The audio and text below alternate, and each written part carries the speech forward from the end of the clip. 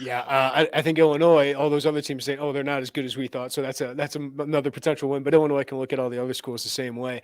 This Purdue matchup, it's obviously a rivalry. I think there's more juice to this rivalry with Ryan Walters, Kevin Kane, Corey Sure. Patterson, all of those guys that went over to Purdue.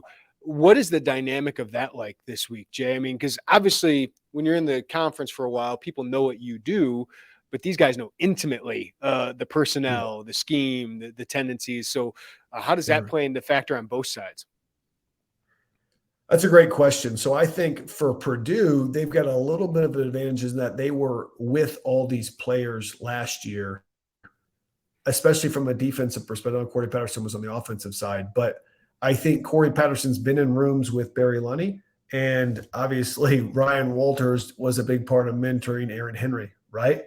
And so not only have we had coaches that were last year in the same rooms as our coordinators, current coordinators, but they've seen all of our players play in practice and whatnot. And I think what you're going to get is they're going to really attack certain linemen, certain defensive backs with specific routes they know are tough on these guys, right? So specific matchups that they know, hey, this one. And on the other side, Walters is going to look and say, hey, Barry Lunny used to like to do this when we were practicing. So I do think it's a little bit of an advantage for Purdue, but I can flip that too and say, hey, we know exactly how Ryan Walters thinks and what he's going to do and how he's going to be stubborn in this way, in that way, and say, hey, look at what he's doing differently in these first 4 games. How have they struggled? I also think there's more juice because I love what Brett said when Ryan took that job. It was like, yeah, I've been trying to help him get a job, and it wasn't that one. And then this one came up. I was like, oh, he's going to take that one. And he took the Purdue job. So it's kind of like a bummer that he wanted Ryan to get a job, but he didn't want him to be in the same division. And then number 2, I would say, is the recruiting battles, right? The Hudson Card, the other battles that they're battling people for.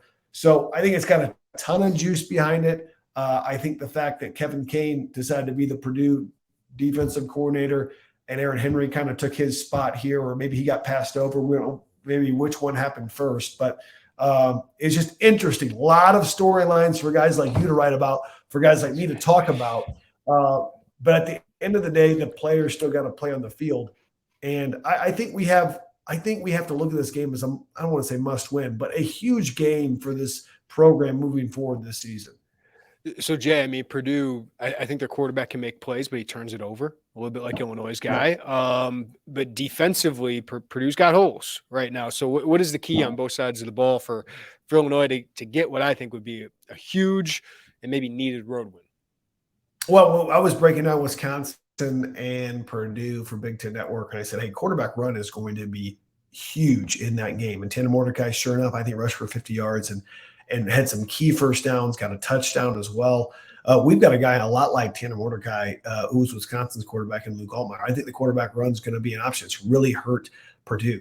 Purdue gave up 195 yards to Garrett Schrader and 4 touchdowns, right? So I think quarterback run is going to play into it. I actually think they have struggled in their man-to-man coverage. Purdue has. We have got to get separation because we know the man-to-man coverage that they're going to play with the high safety. Thieneman will be probably 20 yards deep, right? And he'll be making sure nobody gets behind him. Can we get in between the numbers and the hash between 10 and 15 yards down the field to hit our RPO slant or hit the dig route or to hit the tight ends over the middle? That's really the soft spot that we've got to attack. Of course, we've got to run the football. I think this is a team that loves to move up front. Purdue, like a lot of things, they're a little bit undersized up front. Can we gash them with a couple runs and make them really stay in their lines? Look, moving up front is fine when you're rushing the passer. It's hard to move up front when you got run lanes and gaps that you've got to cover. And so they've had a lot of issues with big plays, and they've got to clean that up. Purdue has. Not saying we don't have issues, but if I'm Barry Lunny, that's how I'm probably going to attack it. J Leman, you're the goods, man. Huge game coming up. Here comes Big Ten play, and this is where Illinois can really prove itself, but it's also going to get really, really challenged. So thanks for the insight as always, man. We'll talk to you next week.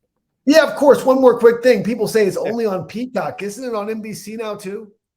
Is it on NBC? This game is not on NBC. This is just Peacock. Just Peacock, guys. Get your streaming service. Sign up for the free service. All right. I had people texting me about that. So it's a little bit Yeah. of a shift. Yeah. Illinois will be putting out plenty of information. Thank you, Jay. See you.